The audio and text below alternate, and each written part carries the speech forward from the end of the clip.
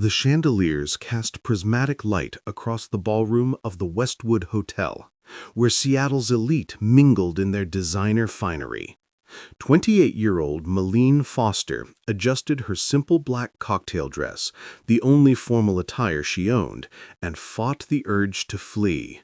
As a sign language interpreter for the Seattle Children's Hospital Charity Gala, she didn't belong among these wealthy patrons, but she needed this freelance job desperately. "Remember, just blend in and be available if needed," her agency coordinator had instructed. So far, no one had required her services, making Malene feel increasingly invisible as she circulated through the crowd. That's when she spotted her. In the far corner of the ballroom, partially hidden behind a marble column, stood a teenage girl in a midnight blue dress. While everyone around her laughed and chatted animatedly, she remained silent, her eyes watchful and intelligent.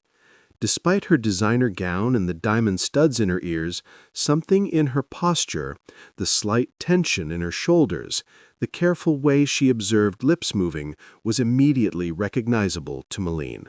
The girl was deaf, and no one was talking to her. Malene's attention shifted as a ripple of excitement surged through the crowd. Jackson Pierce, tech billionaire, and the evening's honored guest had arrived. His company, Pierce Innovations, had donated millions to the Children's Hospital's new pediatric wing.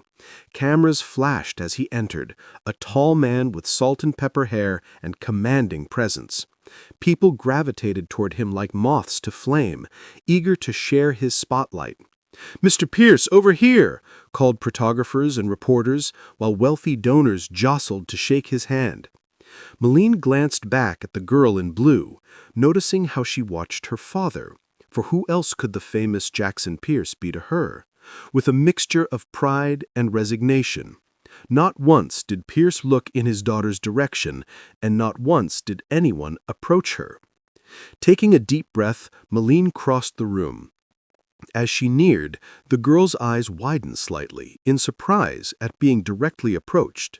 "Hello," Malene signed, her hands forming the greeting with practiced ease. "I'm Malene. What's your name?" The girl's face transformed.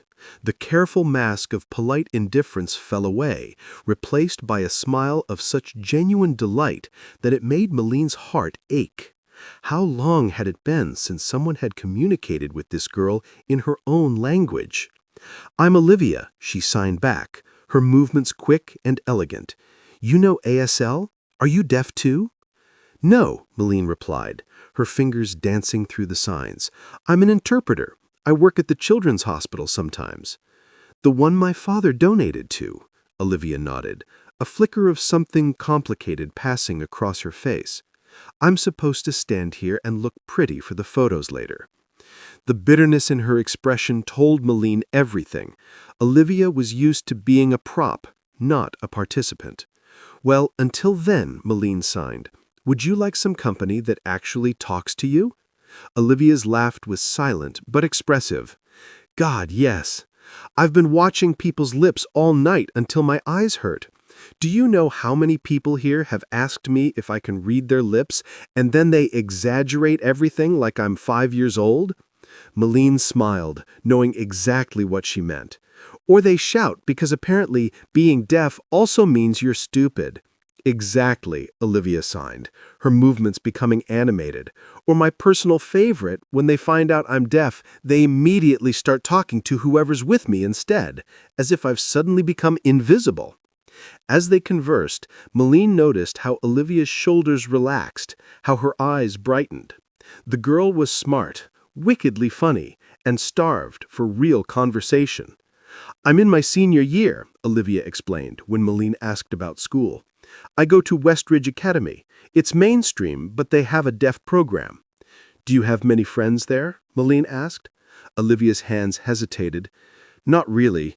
The hearing kids think I'm stuck up because I'm Pierce's daughter, and the deaf kids think I'm privileged and don't understand their struggles."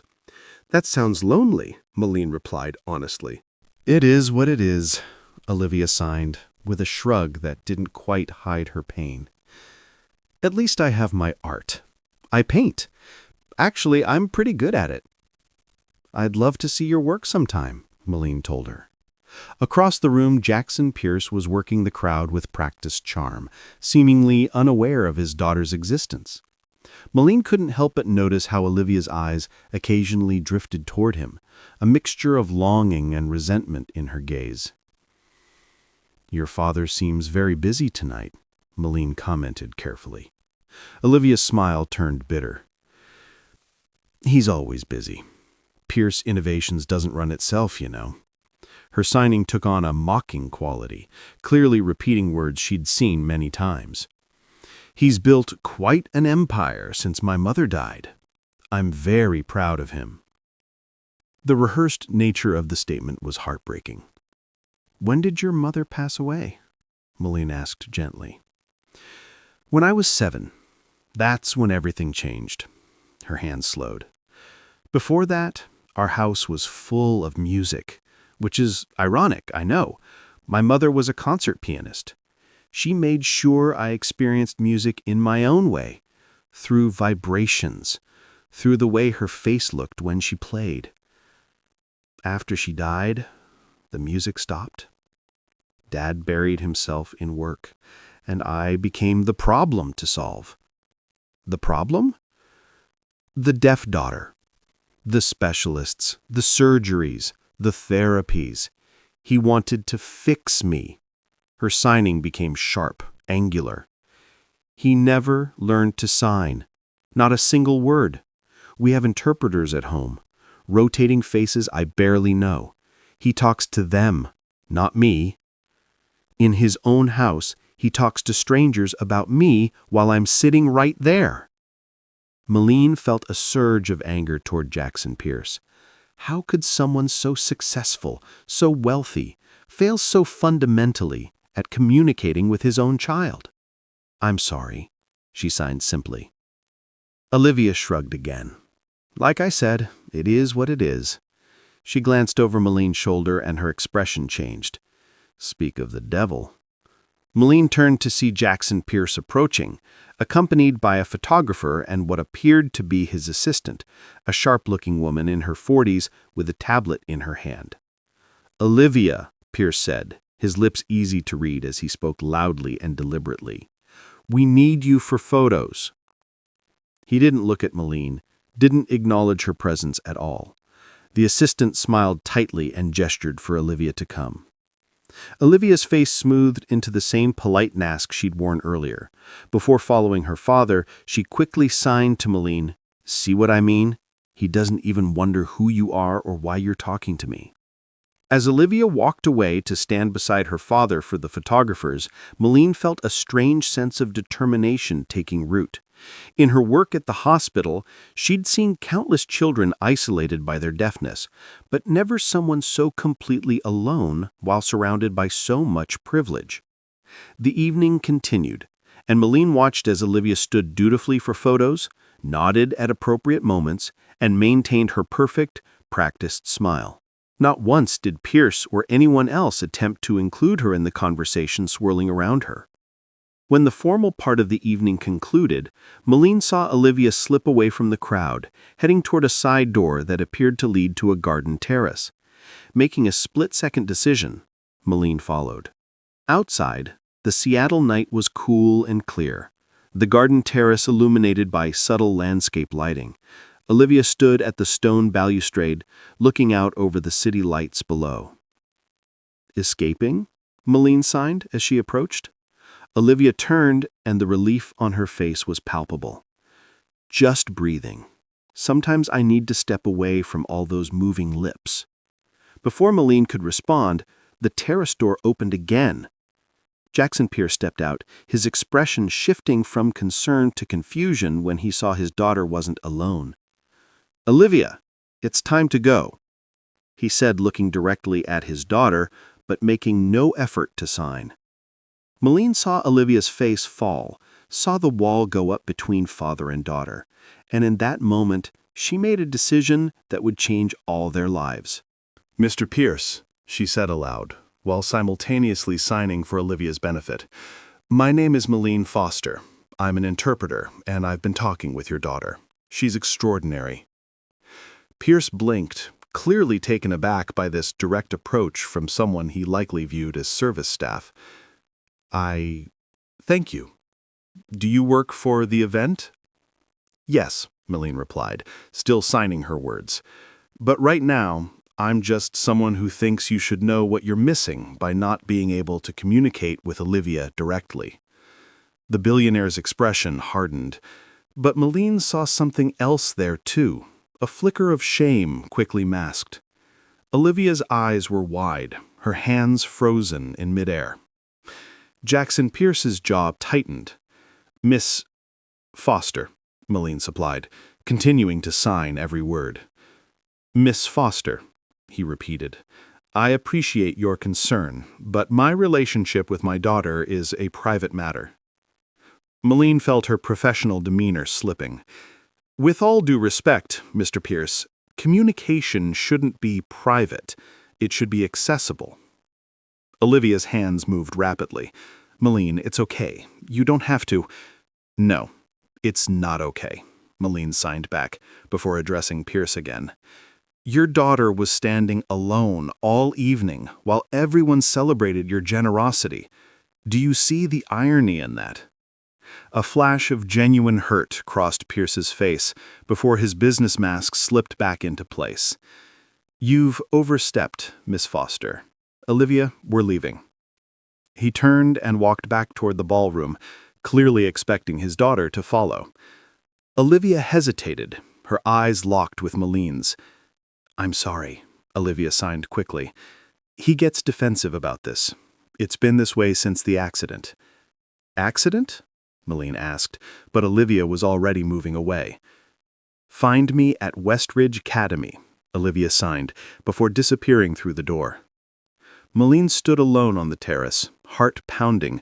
She'd jeopardized her professional reputation by confronting a powerful client. Worse, she might have made things harder for Olivia. The next morning, Meline woke to a voicemail from her agency coordinator. Meline, call me back immediately. There's been a complaint about your conduct at the gala last night. Her stomach dropped. This was exactly what she'd feared. With her apartment rent already 2 weeks overdue and student loans piling up, she couldn't afford to lose clients. She'd left a stable position at Seattle Public Schools 6 months earlier when budget cuts eliminated her role, and freelance work had proven far less reliable than she'd hoped. She returned the call with trembling fingers, prepared for the worst. I can explain, Meline began when her coordinator answered. You certainly will explain, came the terse reply. Jackson Pierce's office called this morning. They've requested you specifically for a private appointment at his home this afternoon. Meline nearly dropped her phone. They what? I have no idea what happened last night, but somehow you've caught the attention of one of the most influential men in Seattle. This could be huge for the agency, Meline. Don't mess it up. 3 hours later, Meline found herself driving through the imposing gates of the Pierce estate in Medina, overlooking Lake Washington. The modernist glass and stone mansion reflected the gray Seattle sky, austere and beautiful against the backdrop of perfectly manicured grounds. A housekeeper met her at the door. Mr. Pierce is waiting in his office. This way, please. Meline followed through halls adorned with museum-quality art. She noticed a striking abstract painting featuring bold sweeps of cobalt and gold that seemed out of place among the more traditional pieces. Olivia's work, the housekeeper commented, noticing Meline's interest. She's quite talented. Before Meline could respond, they arrived at Pierce's office, a spacious room with floor-to-ceiling windows overlooking the lake. Jackson Pierce stood as they entered, dismissing the housekeeper with a nod. Miss Foster, thank you for coming. His tone was coolly professional. Please sit. Melanie took the offered chair, preparing herself for a formal reprimand or even a request to sign an NDA about his daughter's condition.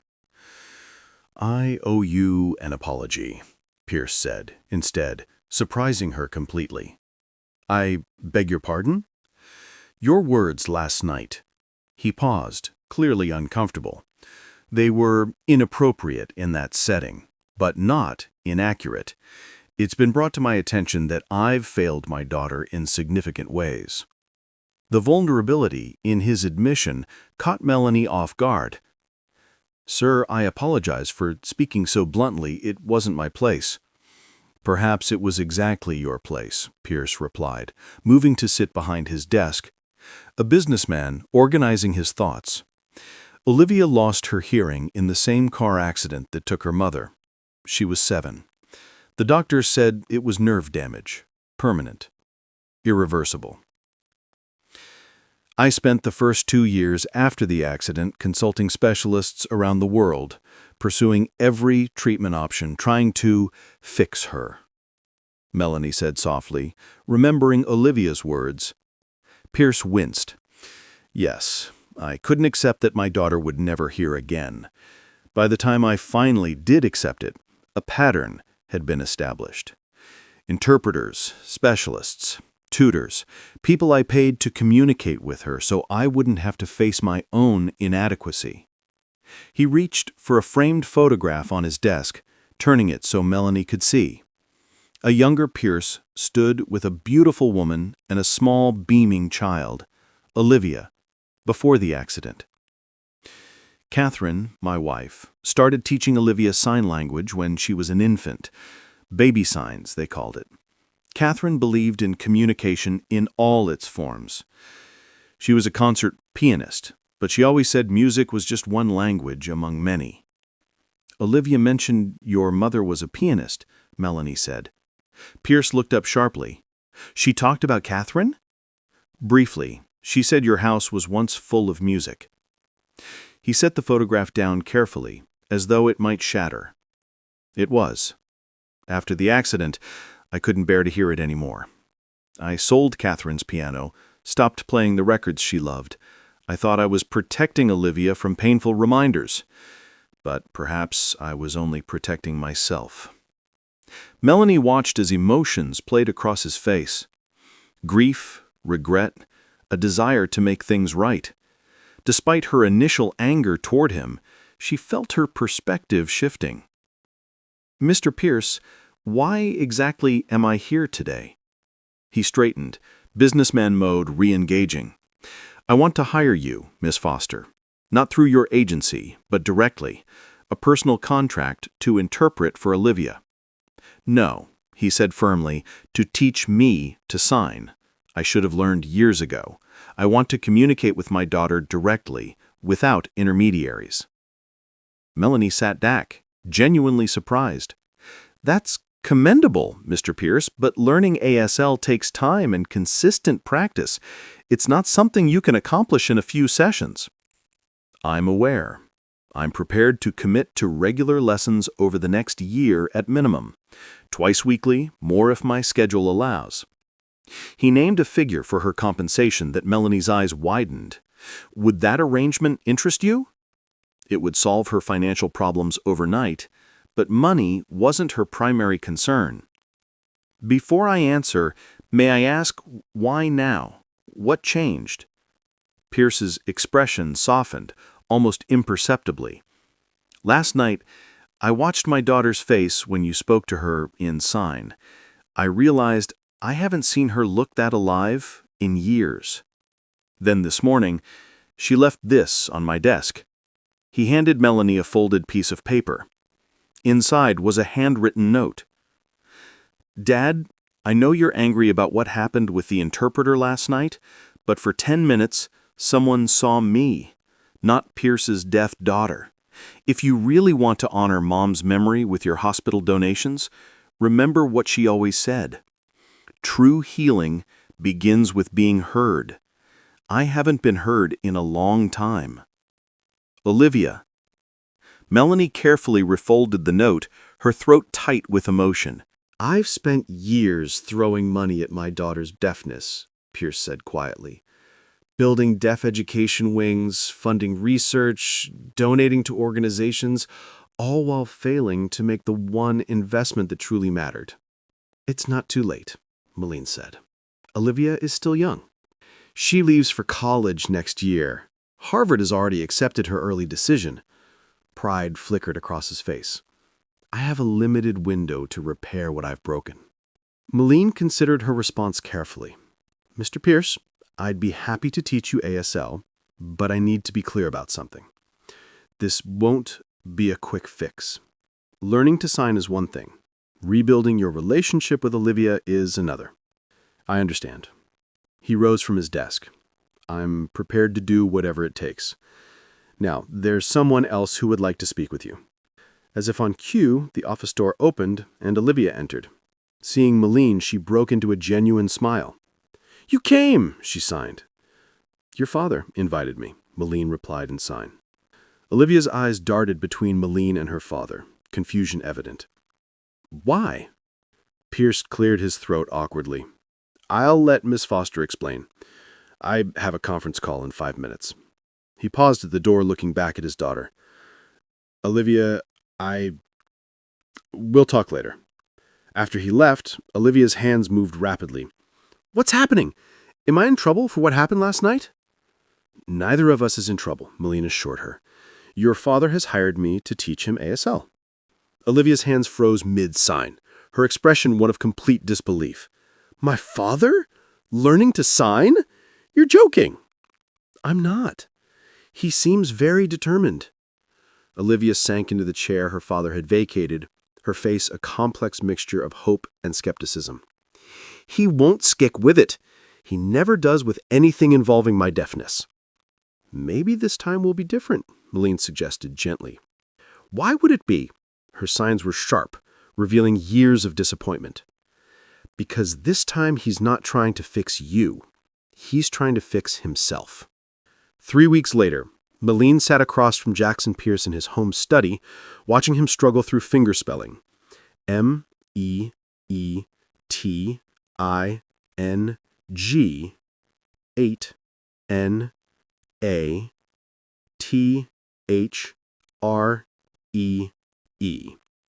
His fingers laboriously formed each letter. Good, Malene signed and spoke simultaneously, her standard teaching method. But remember, there's a specific sign for meeting that would be faster than spelling it out. Pierce frowned in concentration as he attempted the sign, his frustration evident when his fingers wouldn't cooperate. This is impossible, he muttered, dropping his hands. I'm too old to learn a new language. You learned Mandarin for business deals, Malene reminded him, having learned about his linguistic accomplishments during their sessions. That was different. I was younger, and it was... He trailed off, aware of the implication. More important? Malene supplied, keeping her tone neutral. Pierce had the grace to look ashamed. I was going to say easier, but you're right to call me out. Over these weeks, Malene had discovered that beneath his imposing exterior, Jackson Pierce was a complex man, brilliant in business, but emotionally stunted by grief, capable of tremendous focus, yet blind to what was right in front of him. Let's try a different approach, Malene suggested. Instead of business vocabulary, let's practice something you might actually want to say to Olivia. Pierce looked uncomfortable. Such as? How about, I'm proud of you. That's something every child needs to hear. Something flickered across his face. Does she think I'm not proud of her? Malene chose her words carefully. Mr. Pierce, when was the last time you told her so directly? He didn't answer, which was answer enough. Let me show you. She demonstrated the sign. I'm proud of you. Pierce watched intently, then mimicked her movements with surprising grace. For all his complaints, he was actually progressing faster than most adult learners. Perfect, Malene encouraged. Now try, I love you. The simple hand sign, pinky, index finger, and thumb extended, seemed to overwhelm him. After attempting it, he abruptly stood and walked to the window. Mr. Pierce, I haven't said those words to Olivia since Catherine died, he admitted, his back to Malene. Not aloud, and certainly not in sign. Why not? He turned, his composure slipping. Because every time I look at her, I see Catherine. I see what we lost, what I failed to protect. Understanding dawned on Malene. The accident. You were driving. Pierce nodded once sharply. Black ice. A truck jackknifed ahead of us. I swerved to avoid it, but we hit the guardrail instead. His voice became clinical, detached. Catherine died instantly. Olivia was in the back seat. The impact caused trauma to her auditory nerves. When she woke up in the hospital, she couldn't hear anything. That wasn't your fault, Mylene said gently. Tell that to my 7-year-old daughter who woke up in a silent world without her mother. Bitterness edged his words. For months after, she would scream at night. Horrible, raw sounds. She couldn't hear herself. I couldn't comfort her. The only thing that calmed her was drawing. She'd draw for hours, these chaotic, dark pictures that her therapist said expressed her trauma. And now, she's an artist. A talented one, Pierce agreed, a hint of pride breaking through. She's been accepted to Harvard's visual arts program. Catherine would have been... His voice caught. Catherine would have been so proud. The lesson continued, but Mylene's mind kept returning to what Pierce had revealed. The accident explained so much about their broken relationship, his guilt, his emotional withdrawal, his desperate attempts to fix Olivia's deafness while avoiding the deeper wound between them. Later that afternoon, Mylene met Olivia at a coffee shop near Westridge Academy. These meetings had become regular occurrences, initially focused on discussing Pierce's progress with ASL, but evolving into genuine friendship. So, Olivia signed after they settled with their drinks. How's my father doing? Still terrible? Actually, he's improving, Mylene replied truthfully. He's more dedicated than you might think. Olivia rolled her eyes. He approaches everything like a business acquisition. Study it, master it, move on to the next challenge. Is that so bad if it means he's learning to communicate with you? I'll believe it when I see it, Olivia signed. But Mylene noticed the hope hiding behind her skepticism. He told me about the accident today, Mylene revealed carefully. He never talks about that, Olivia signed, her hand suddenly sharp. I think he carries a lot of guilt. He should, Olivia signed, her movement suddenly sharp. Not for the accident, that wasn't his fault, but what came after, for disappearing when I needed him most. What do you mean? Olivia sighed, her fingers dancing through a complex series of signs that revealed more emotion than her carefully controlled face. After Mom died, Dad sent me to specialized boarding schools for the deaf. He visited on designated parents' weekends, always with an interpreter. We became strangers to each other. When I finally came home for good at 15, it was like moving in with a polite acquaintance, not my father. Mylene felt her heart ache for both Pierces, a father and daughter separated not just by deafness, but by shared grief they couldn't express to each other. You never told me why you left your school job, Olivia signed, clearly wanting to change the subject. I hesitated before answering honestly. Budget cuts were the official reason, but the truth is, I was becoming too personally involved with the deaf students. My supervisor said I needed better professional boundaries. What does that mean? It means I did things like drive deaf kids home when their parents forgot them, or advocate too aggressively for resources the school claimed they couldn't afford. Maybe they were right. I've never been good at emotional distance. Is that why you confronted my father at the gala? Probably, Menelin admitted. It wasn't very professional. It was exactly what I needed, Olivia countered. Even if nothing changes with my father, you saw me. That matters. Their conversation shifted to Olivia's art portfolio and her upcoming senior showcase. As they talked, Menelin couldn't help noticing how Olivia lit up when discussing her work, the same passionate intensity she'd glimpsed in Pierce when he spoke about his company. You should come to my showcase next Friday, Olivia signed. It's at the school gallery. I'd love to, Menelin replied. Will your father be there? Olivia's expression clouded. He's been invited. He always makes an appearance at school events. Donations to make, hands to shake, you know the drill. But he doesn't really see your art? Mendelin guessed.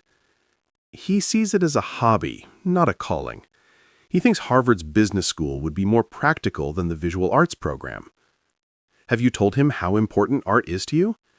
How? We barely communicate about what time dinner is served. You could show him, Mendelin suggested. Your art speaks volumes, Olivia. Maybe it could bridge the gap words haven't. The following Friday, Mendelin arrived at Westridge Academy's gallery 30 minutes before the showcase was scheduled to begin. The space was already buzzing with activity as students made final adjustments to their displays. Olivia spotted her immediately and waved her over to a stunning collection of canvases dominating the gallery center wall. Mendelin's breath caught as she took in the series. Abstract compositions that somehow conveyed profound emotion through color and movement. Olivia, these are incredible, she signed truthfully. The centerpiece was particularly arresting, a large canvas divided into two sections. The left side depicted chaotic darkness slashed with red and black, while the right side showed a gradual emergence of blues and golds, a sense of order evolving from chaos. The title card read simply, After Silence. It's about the accident, Olivia signed, watching Mendelin's reaction carefully. The moment everything changed. Mendelin noticed something she hadn't seen initially. Embedded in the chaotic section were barely discernible words painted in various scripts, while the ordered side contained what appeared to be hands forming sign language. The words are things I remember hearing before I lost my hearing, Olivia explained. My mother's voice, music, laughter. The signs are the new language I had to learn. Before Mendelin could respond, a murmur passed through the gallery. Jackson Pierce had arrived, impeccably dressed in a tailored suit, his presence commanding immediate attention. The headmaster hurried to greet him, leading him on what appeared to be a predetermined tour of selected student works. Olivia's face fell slightly. See, always the benefactor, never the father. But as the headmaster attempted to guide Pierce toward a different section, something unexpected happened. Pierce stopped, said something that made the headmaster look surprised, and then walked directly toward Olivia's display. Your father is coming this way, Mendelin signed quickly. Olivia straightened, her expression guarded as Pierce approached. She didn't see what Mendelin did, the way Pierce's eyes widened as he truly looked at her artwork, the flash of recognition when he read the title, After Silence. What happened next stunned them both. In full view of the gathering crowd, Jackson Pierce raised his hands and slowly, deliberately signed, These are beautiful. I'm proud of you. Olivia's shock was visible, her hands frozen at her sides. For a moment, I feared she wouldn't respond. Then, with trembling fingers, Olivia signed back, Thank you. It was a small exchange, painfully basic compared to the complex thoughts both clearly wanted to express.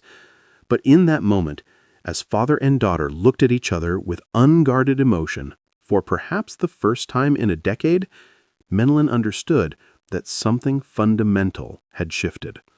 What she didn't know, what none of them knew, was that this moment of connection would be shattered before the night was over, by a revelation that would force both Pierces to confront the true reason for their years of estrangement. The showcase continued, with Olivia reluctantly pulled away by her art teacher to speak with other attendees. Jackson Pierce remained in front of her paintings, studying each one with an intensity that surprised Meline. "You didn't tell me she was this talented," he said when Meline approached. "I did, actually. You just weren't ready to hear it." He acknowledged this with a slight nod. "These aren't just good for a high school student. They're extraordinary by any standard." He gestured to After Silence. "This one especially. It's raw, honest. She's been trying to tell you things through her art for years," Meline said gently. "It's been her voice when she felt you couldn't hear her." Pierce's eyes remained fixed on the painting. "I've been a fool, haven't I?" Before Meline could respond, the gallery lights dimmed slightly, signaling the formal start of the showcase. The headmaster took center stage, welcoming everyone and thanking the evening's special guests, particularly Mr. Pierce, whose generous contributions to the school's arts program had made events like this possible. And now, it is my great pleasure to announce this year's recipient of the Catherine Pierce Memorial Scholarship for Excellence in Visual Arts. Meline saw Olivia freeze across the room. This was clearly unexpected. This scholarship, established 5 years ago by Mr. Jackson Pierce in honor of his late wife, provides a full year of advanced study at the Paris Institute of Fine Arts following graduation. The crowd murmured appreciatively. Such an opportunity was extraordinary and expensive. This year's recipient has demonstrated remarkable talent, emotional depth, and technical skill beyond her years. Ladies and gentlemen, I am proud to announce that the scholarship goes to Ms. Olivia Pierce. Applause erupted. Olivia stood motionless, her expression a complex mixture of shock, confusion, and something that looked almost like anger. All eyes turned to her, waiting for her to approach the podium. Instead, she turned and walked quickly out of the gallery. The headmaster faltered, looking uncertainly at Pierce. After an awkward moment, Pierce stepped forward. "Thank you for your patience," he addressed the crowd smoothly. "My daughter is understandably overwhelmed. If you'll excuse me—" He followed Olivia's path out of the gallery, leaving confused whispers in his wake. Meline hesitated only a moment before going after them both. She found them in an empty classroom down the hall. Olivia's hands were flying in rapid, furious signs that Meline knew Pierce couldn't possibly follow at his beginner's level. "How could you," Olivia was signing, "using Mom's name like that without even telling me, making decisions about my future without asking me?" Pierce looked helplessly at Meline when she entered. "I can't understand her when she signs that fast." Meline stepped forward. "She's upset that you created a scholarship in her mother's name without discussing it with her, and that you're making decisions about her future without her input." Pierce's expression hardened. "I thought she'd be pleased. This is a prestigious opportunity." "I don't want to go to Paris," Olivia signed vehemently, with Meline translating aloud. "I've been accepted at Harvard. I've planned for this for years, and you just decide without asking me that I should spend a year in Paris instead. Harvard will still be there after." "That's not the point." Olivia's signs were so forceful they seemed to cut the air. "You've done this my entire life, decided what's best for me without ever asking what I want." "I'm your father. It's my job to what? Control me? Ship me off whenever it's convenient? First all those boarding schools and now Paris?" Pierce flinched as if struck. "Those schools were to give you the best education possible for your situation." "My situation?" Olivia's eyes flashed. "You mean my deafness? Or the fact that you couldn't bear to look at me after Mom died?" The raw accusation hung in the air between them. "That's not true," Pierce said, his voice hollow. "Isn't it?" Olivia's hands trembled as she signed. "You sent me away for 9 years, Dad. 9 years.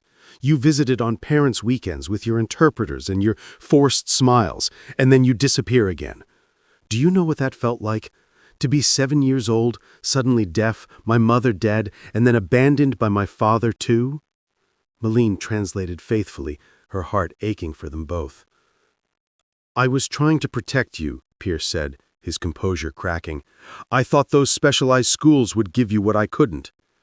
"What couldn't you give me?" Olivia demanded through Meline's translation. "Understanding?"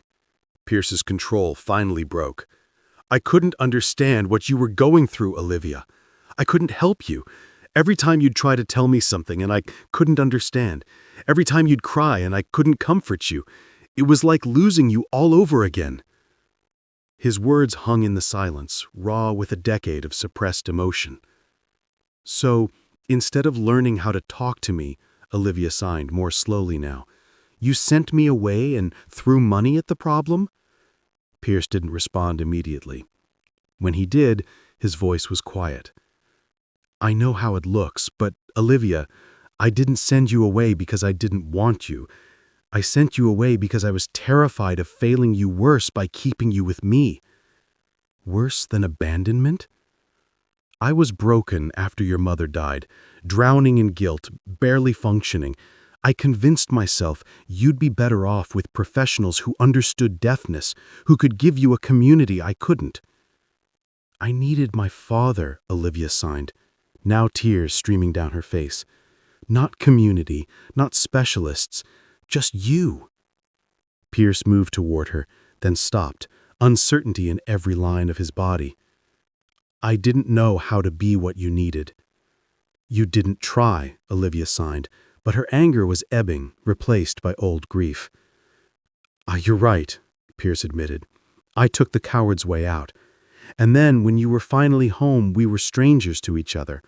I didn't know how to bridge that gap. Olivia studied her father's face. Is that why you're learning to sign now? To bridge the gap? Yes, he answered simply. A long silence stretched between them, filled with a decade of misunderstandings and missed connections. Finally, Olivia signed, The scholarship. Did you really create it for Mom? Pierce nodded. She always believed art could heal wounds nothing else could touch. She would have been so proud of your talent, Olivia. But why Paris? Why now? Pierce looked at the floor, then back at his daughter. Because I saw your Harvard acceptance letter. Because I realized you'd be leaving soon and I'd missed so much already. Because... He hesitated, then continued with painful honesty. Because part of me thought if you were in Paris instead of Cambridge, I'd have another year to learn how to talk to you before you were gone. The admission hung in the air, stunning in its vulnerability. Olivia's expression softened slightly.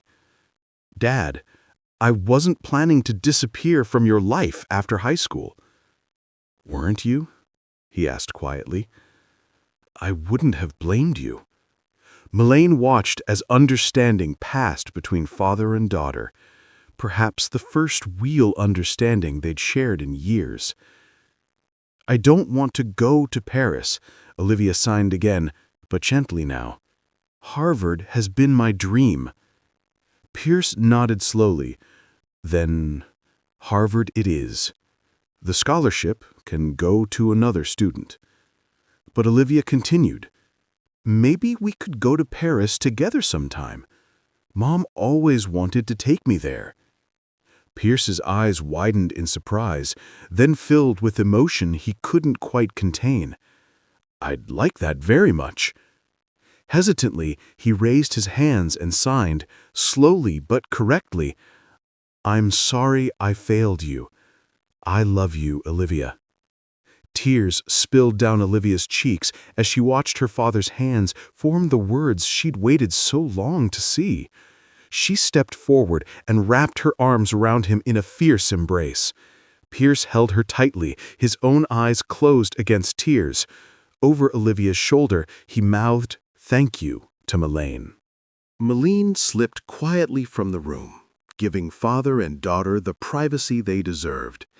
As she walked back toward the gallery, she felt a deep sense of satisfaction, knowing she had played a small part in healing a wound that had festered for too long. 6 months later, Melaine sat in the audience at Westridge Academy's graduation ceremony. As valedictorian, Olivia delivered her address in sign language, with a professional interpreter voicing her words for the hearing audience. From her seat, Melaine could see Jackson Pierce in the front row, watching his daughter with undisguised pride. Olivia's speech was eloquent and moving, touching on themes of communication, connection, and the courage to bridge divides. But it was her closing words that brought tears to Melaine's eyes. In a world that often values only what can be heard, Olivia signed, I've learned that the most important conversations happen in silence, in the space between words, in art, in gestures of love that transcend language. My journey from silence to expression wouldn't have been possible without two people. My mother, who taught me that music exists even for those who can't hear it, and my father, who learned that love doesn't always need sound to be understood.